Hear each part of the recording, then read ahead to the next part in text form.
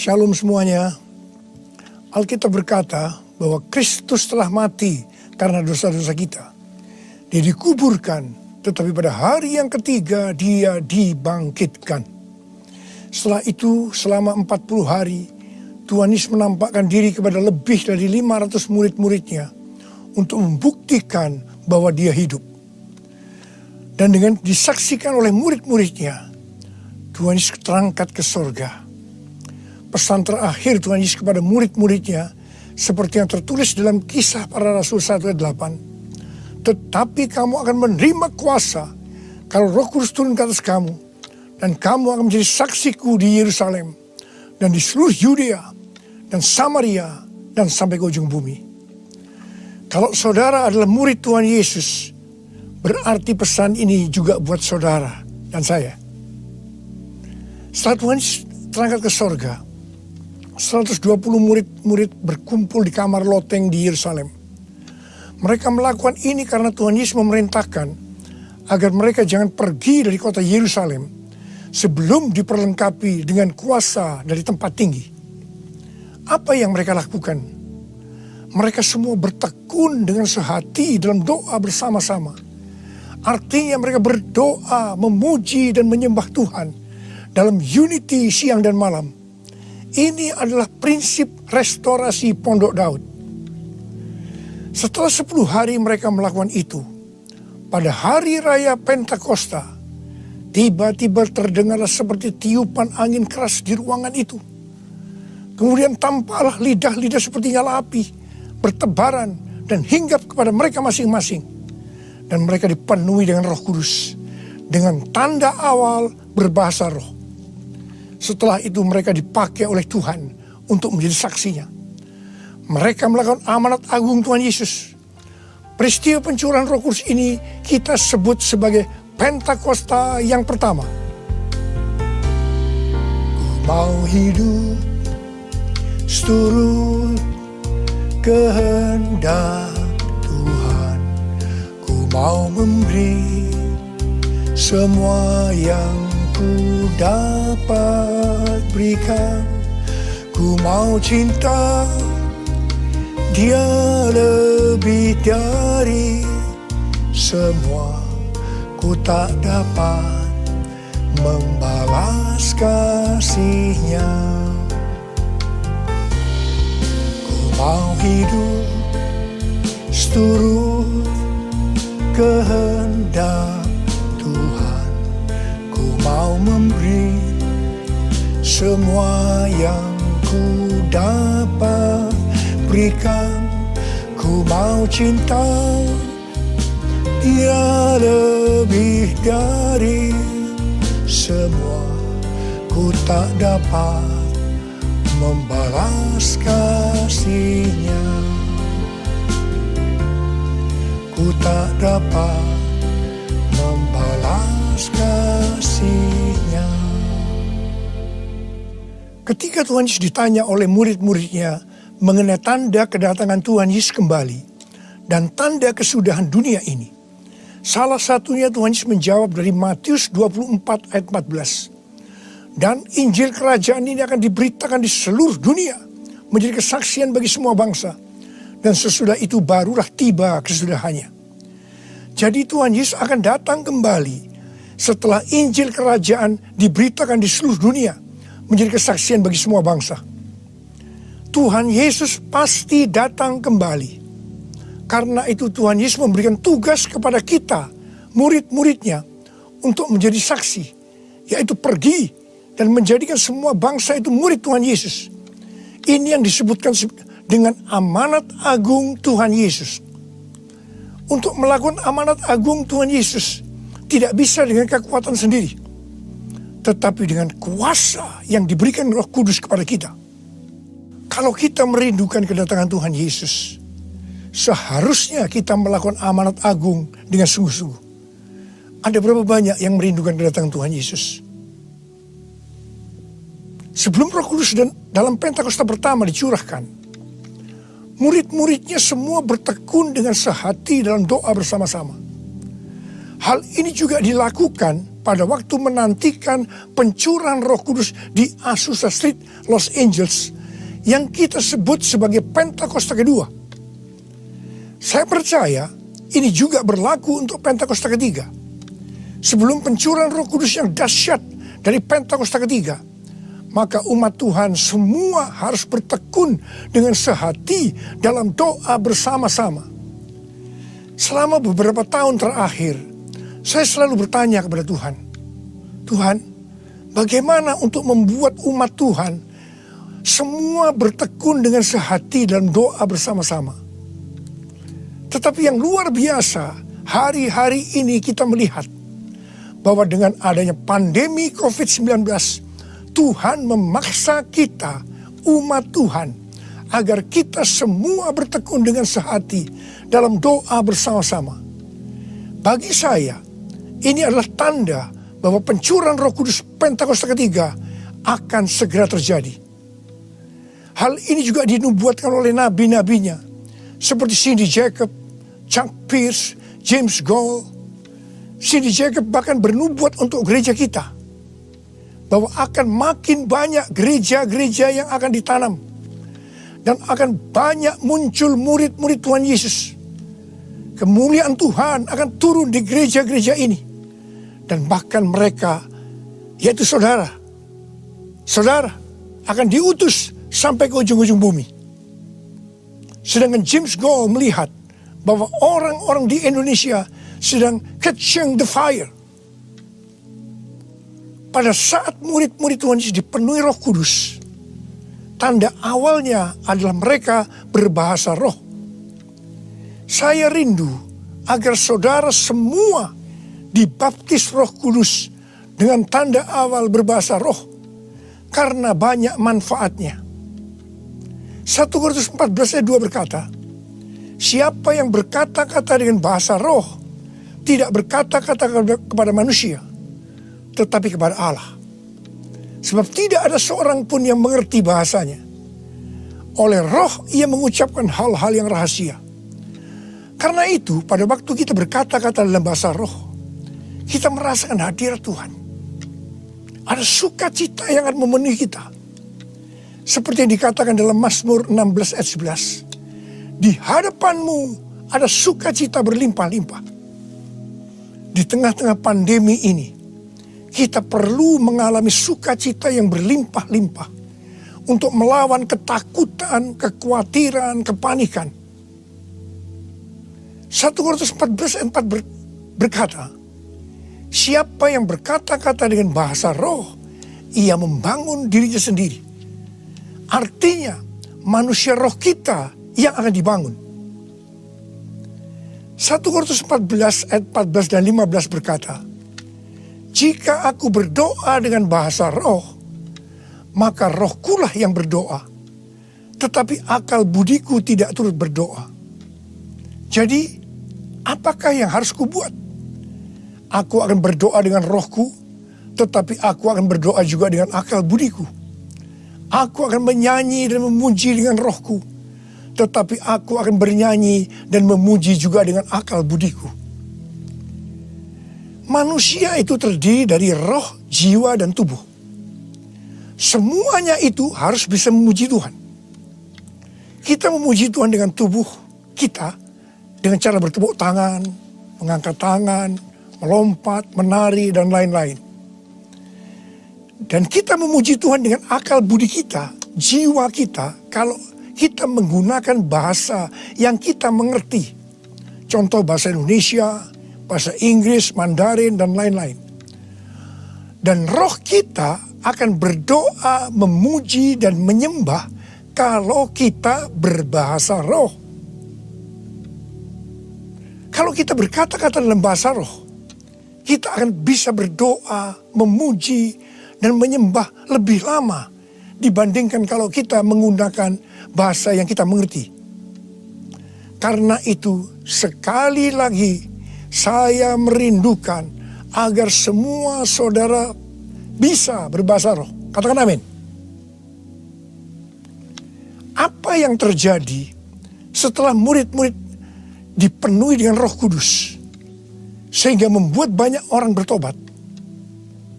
Hal yang pertama, Petrus berkhotbah sekitar 5 menit. Dan sekitar 3.000 orang bertobat dan dibaptis. Petrus berkhotbah dengan kuasa Roh Kudus. Menurut data dari PBB, pada zaman itu populasi dunia sekitar 300 juta orang. Sekarang penduduk dunia sekitar 7,8 miliar. Sehingga 3.000 orang waktu itu setara dengan sekitar 78.000 orang saat ini. Kita harus percaya bahwa sekali berkhotbah 78.000 orang bertobat dan dibaptis. Dengan berkhotbah secara online, hal ini lebih mungkin terjadi. Hal yang kedua yang terjadi setelah murid-murid dipenuhi dengan Roh Kudus sehingga membuat banyak orang bertobat, yaitu terjadinya tanda-tanda dan mujizat, sign and wonders. Para rasul dipakai oleh Tuhan untuk mengadakan tanda-tanda dan mujizat. Petrus dan Yohanes menyembuhkan orang lumpuh sejak lahir. Bayangan Petrus saja bisa menyembuhkan orang. Sapu tangan atau kain yang pernah dipakai oleh Paulus, jika diletakkan pada orang sakit atau orang yang dirasuk setan, maka orang itu akan sembuh. Tuhan Yesus berkata dalam Markus 16 ayat 15 sampai dengan 18, bahwa kalau kita pergi untuk memberitakan Injil, maka tanda-tanda dan mujizat, sign and wonder akan menyertai kita. Sejak tahun 2006, saya diperintahkan Tuhan untuk mengadakan kebaktian kesembuhan ilahi. Selama 14 tahun, saya sudah mengadakan 318 kali kebaktian kesembuhan ilahi. Setiap kali saya berkhotbah, pasti saya memberitakan Injil. Dan tanda-tanda dan mujizat terjadi. Saya diperkenankan oleh Tuhan untuk melihat dan mengalami mujizat seperti yang dilakukan oleh Tuhan Yesus 2000 tahun yang lalu. Pada waktu acara lawatan Roh Kudus Pulihkan Indonesiaku tanggal 29 Mei yang lalu, Cindy Jacob bernubuat bahwa Indonesia akan menjadi sangat penting dalam sejarah kekristenan.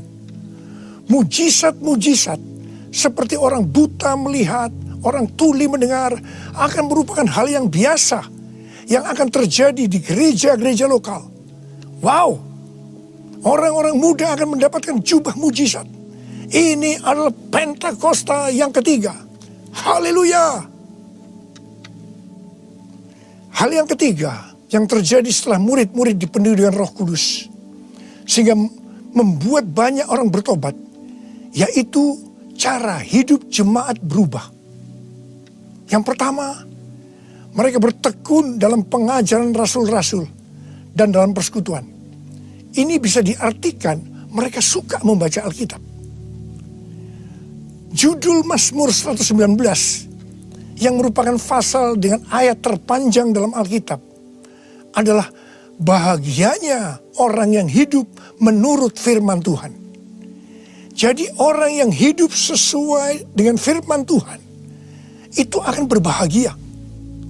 Dalam pandemi COVID-19 kita harus banyak membaca, merenungkan dan melakukan firman Tuhan agar supaya kita berbahagia, sehingga kita bisa mengatasi segala dampak yang buruk akibat pandemi COVID-19.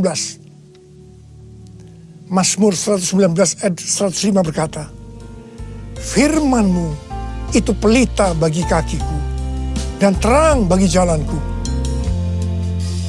Firman-Mu pelita bagi kakiku, terang bagi jalanku.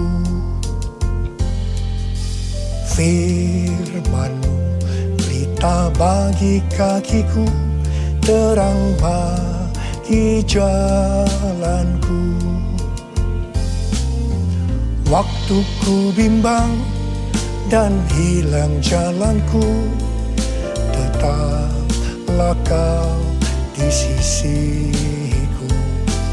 Dan takkan ku takut asal Kau di dekatku, sertaku selamanya.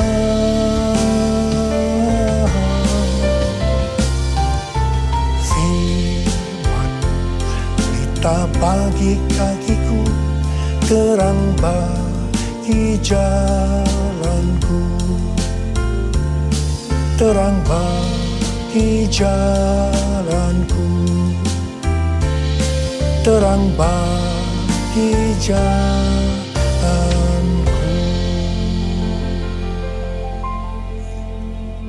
Tuhan memberikan tema tahun 2020 adalah tahun dimensi yang baru. Kita tidak pernah menyangka bahwa tahun dimensi yang baru adalah seperti sekarang ini, di mana dengan adanya pandemi COVID-19, kita sekarang memasuki new normal.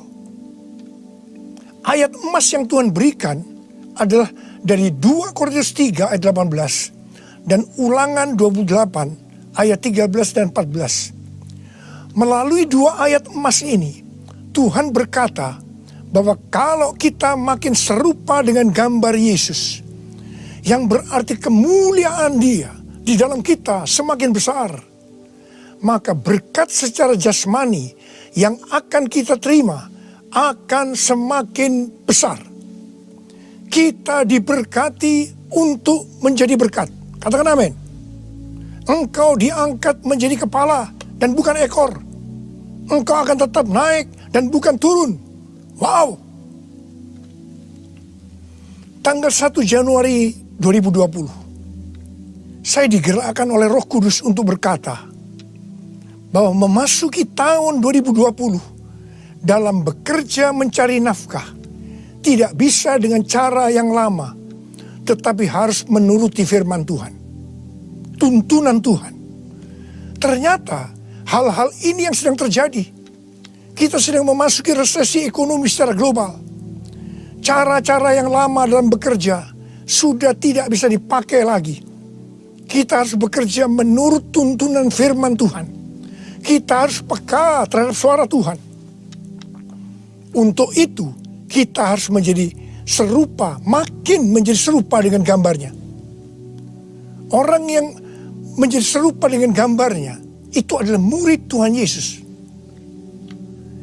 Dengan goncangan ekonomi global yang sedang terjadi saat ini, banyak dari generasi milenial dan generasi Z harus menghadapi kenyataan bahwa betapa rapuhnya budaya mereka dan kehidupan yang dibangun di atasnya. Padahal selama ini mereka begitu percaya diri dan bahkan sombong. Maaf, mereka merasa tidak perlu melibatkan Tuhan, tidak perlu bertanya kepada Tuhan dalam sebuah resep kesuksesan. Sekarang mereka akan tergoncang. Karena itu saya percaya bahwa melalui pandemi COVID-19 ini, banyak orang-orang muda yang bertobat dari cara-cara yang lama. Mereka kalau mau diberkati dalam seluruh yang dikerjakan, engkau harus menjadi murid sehingga peka terhadap tuntunan Tuhan. Tidak salah kalau akan terjadi kebangkitan generasi Yeremia, yaitu anak-anak muda yang dipenuhi dengan Roh Kudus, cinta mati-matian kepada Tuhan Yesus, tidak kompromi terhadap dosa, dan akan memenangkan banyak jiwa. Hal yang kedua, cara hidup jemaat berubah. Mereka selalu berkumpul memecahkan roti dan berdoa. Ini bisa dikatakan bahwa mereka hidup dalam unity dan suka berdoa. Yang ketiga, cara hidup jemaat berubah. Mereka suka memberi. Suka memberi. Sehingga tidak ada yang berkekurangan. Dalam keadaan krisis ekonomi ini, kita diperintahkan oleh Tuhan untuk memberi dan menabur. Kisah Para Rasul 20 ayat 35b berkata, adalah lebih berbahagia memberi daripada menerima. Saudara harus saling memperhatikan mereka-mereka yang ada di kul-kul. Cara hidup jemaat berubah. Mereka selalu bergembira dan dengan tulus hati sambil memuji Allah. Jadi, mereka semua suka membaca Alkitab, suka berdoa, unity, suka memberi, suka memuji Allah dengan gembira dan tulus hati. Dan dikatakan mereka disukai semua orang. Dan tiap-tiap hari jumlah orang yang diselamatkan bertambah. Haleluya! Haleluya! Haleluya! Haleluya! Haleluya! Haleluya! Haleluya!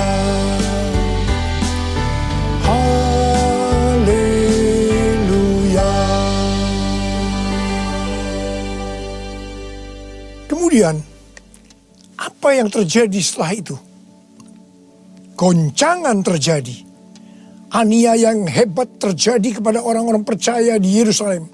Selain rasul-rasul, mereka semua harus lari ke seluruh daerah Yudea dan Samaria. Dan pada akhirnya ke ujung bumi. Mereka selama ini berada di zona nyaman di Yerusalem. Mereka biasa berkumpul dalam unity, membaca Alkitab, berdoa, dan memuji bersama-sama dengan sukacita. Suka memberi, sehingga tidak ada yang berkekurangan. Mereka berpikir menjadi orang Kristen hanya seperti itu. Mereka lupa bahwa mereka harus pergi menginjil. Caranya bagaimana? Aniaya diizinkan oleh Tuhan. Saya percaya melalui goncangan pandemi COVID-19 ini, kita umat Tuhan yang selama ini ada di zona nyaman, juga akan dipaksa untuk melakukan amanat agung Tuhan Yesus, yaitu pergi menjadikan semua bangsa murid Tuhan Yesus. Katakan amin. Selain goncangan, juga terjadi perubahan paradigma dalam pelayanan. Selama ini murid-murid Tuhan Yesus mempunyai pengertian bahwa yang memperoleh keselamatan hanya orang-orang Yahudi saja. Tetapi dengan adanya pertobatan dari Kornelius yang bukan orang Yahudi, dan Roh Kudus turun ke atas mereka dan mereka berbahasa roh. Dengan perdebatan yang cukup panjang, akhirnya lewat kesaksian Petrus, para rasul dan seluruh orang percaya di Yudea dapat menerima bahwa keselamatan bukan hanya untuk orang Yahudi saja, tetapi untuk semua bangsa, termasuk bangsa Indonesia. Katakan amin. Dengan adanya pandemi COVID-19, kita juga mengalami perubahan paradigma dalam pelayanan kita. Yang tadinya kita beribadah di gedung gereja, kita berkumpul bersama-sama, bisa berjabatan tangan, saling berpelukan, menyatakan kasih kita, melakukan penumpangan tangan. Sekarang berubah total menjadi ibadah online. Bahkan ada yang tidak bisa melakukan online, sehingga tidak bisa beribadah. Kita memasuki new normal dan tidak bisa melakukan seperti hal-hal di atas. Kita tidak tahu dengan pasti bentuk ibadah kita selanjutnya. Tetapi yang Tuhan mau, kita bisa menerima perubahan paradigma dalam pelayanan ini. Karena sama seperti yang terjadi pada waktu itu, dengan adanya perubahan paradigma, justru terjadi penuaian yang jauh lebih besar. Itu juga yang akan terjadi pada kita pada hari-hari ini. Saya mau berdoa buat saudara. Mari angkat tangan saudara. Kita nyanyikan lagu ini bersama-sama. Curahkanlah kuasa-Mu Tuhan. Mujizat terjadi di tempat ini. Amin. Curahkanlah kuasa-Mu Tuhan. Mujizat terjadi sekarang ini. Curahkan dia Tuhan. Curahkanlah kuasa-Mu Tuhan. Mujizat terjadi di tempat ini. Haleluya. Curahkanlah kuasa-Mu Tuhan. Mujizat terjadi sekarang ini. Mujizat terjadi sekarang ini. Mujizat terjadi sekarang ini.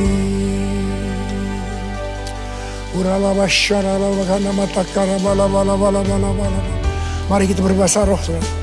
Kita berbahasa roh saat. Oh,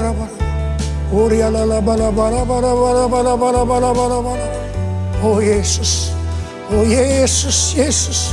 Oh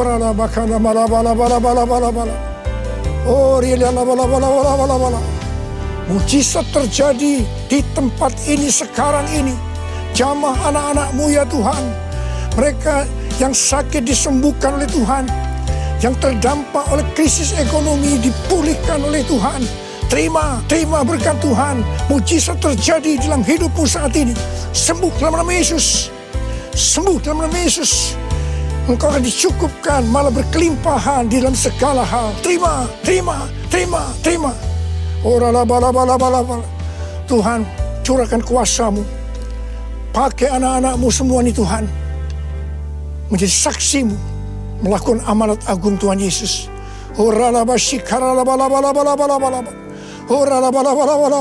Tuhan terima kasih. Perlindungan-Mu di masa pandemi ini buat anak-anak-Mu. Engkau mengasihi anak-anak-Mu semua. Kamu berdoa buat mereka. Kamu berdoa buat mereka. Kamu berdoa. Curahkan damai sejahtera-Mu pada mereka ya Tuhan. Terima kasih ya Bapak. Terima kasih Bapa. Dalam nama Yesus kami berdoa. Bersama-sama katakan amin. Mari saudara-saudara, kita akan masuk dalam perjamuan kudus. Kita akan mengingat ayat ini. Sebab setiap kali kamu makan roti ini dan minum cawan ini, kamu memberitakan kematian Tuhan sampai Ia datang. Perjamuan kudus adalah perjamuan Tuhan sendiri. Setiap kali kita masuk dalam perjamuan kudus, Tuhan selalu berkata, biarlah ini menjadi peringatan akan daku. Karena itu mari, arahkan hati saudara kepada kebaikan Tuhan. Kita akan mengingat kebaikan Tuhan. Mari tundukkan kepala. Tuhan, siapakah kami ini sebelum kami mengenal Engkau? Kami semua orang berdosa. Upah dosa adalah maut, mati. Tapi Engkau yang tidak berdosa telah dijadikan dosa oleh karena kami. Engkau harus turun dari surga mulia, mati kami dengan penderitaan yang luar biasa. Sungguh betapa baiknya Engkau ya Tuhan. Engkau jadikan kami sebagai anak-anak-Mu. Engkau tuntun, Engkau bela, Engkau lindungi. Engkau tegur kalau kami salah. Engkau sembuhkan kami. Tuhan, itu Engkau ya Abah. Itu Engkau. Saudara, Tuhan akan memberkati saudara melalui perjamuan kudus. Tapi Tuhan mau kita makan dan minum dengan cara yang benar. Oleh karena itu sekarang masing-masing berdoa. Introspeksi. Lihat keadaan dirimu masing-masing. Jangan menyimpan dosa. Kalau saat ini Tuhan ingatkan ada dosa yang harus diselesaikan, langsung minta ampun. Katakan ampuni saya Tuhan. Ampuni saya Tuhan. Tuhan ampuni anak-anak-Mu Tuhan. Ampuni anak-anak-Mu ya Tuhan. Layakkan kami untuk masuk dalam perjamuan kudus hari ini. Betapa baiknya Engkau ya Tuhan di tengah-tengah pandemi ini. Engkau terus menyertai kami anak-anak-Mu. Terima kasih Bapa. Kami akan masuk dalam perjamuan kudus dengan hati yang penuh ucapan syukur. Dalam nama Yesus. Amin. Sekarang mari angkat roti di tangan kanan saudara tinggi-tinggi. Sebab apa yang telah kuteruskan kepadamu telah aku terima dari Tuhan. Yaitu bahwa Tuhan Yesus pada malam waktu Ia diserahkan mengambil roti. Dan sesudah itu Ia mengucap syukur atasnya. Dia memecah-mecahkannya dan berkata, inilah tubuhku yang diserahkan bagi kamu. Perbuatlah ini menjadi peringatan akan aku. Saudara yang kasih Tuhan, bukankah roti yang kita pecah-pecahkan ini adalah persekutuan kita dengan tubuh Kristus? Mari kita makan dalam nama Yesus.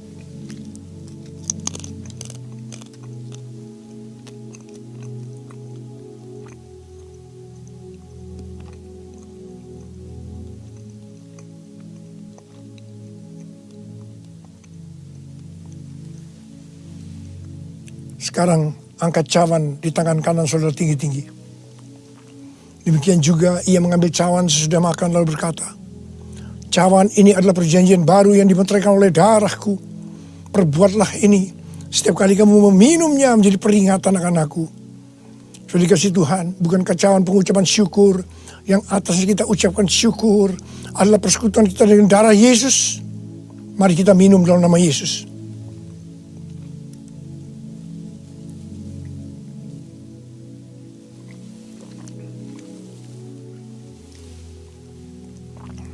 Mari, angkat tangan saudara, ucapan syukur dengan suara, jangan diam. Tuhan, kami terima kasih ya Tuhan. Kami bersyukur ya Tuhan, terima kasih. Terima kasih ya Tuhan. Kami bersyukur buat kebaikan Tuhan. Kami bersyukur buat kebaikan Tuhan. Oh, terima kasih. Terima kasih Yesusku, terima kasih Yesusku. Puji syukur hanya bagi Tuhanku. Terima kasih Yesusku, terima kasih Yesusku. Puji syukur hanya bagi Tuhanku. Puji syukur hanya bagi Tuhanku. Puji syukur hanya bagi Tuhan.